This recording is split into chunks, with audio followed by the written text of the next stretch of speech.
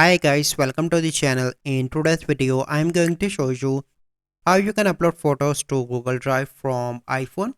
So this process is same on iPhone and on Android. First you need to download the Google Drive and open that. So let me open Google Drive.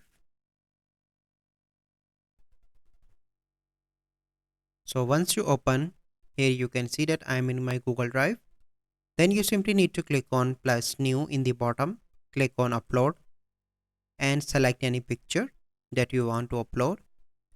And now you can see that it is now uploading, and let me refresh, and after that you can see it is here. So this is the process.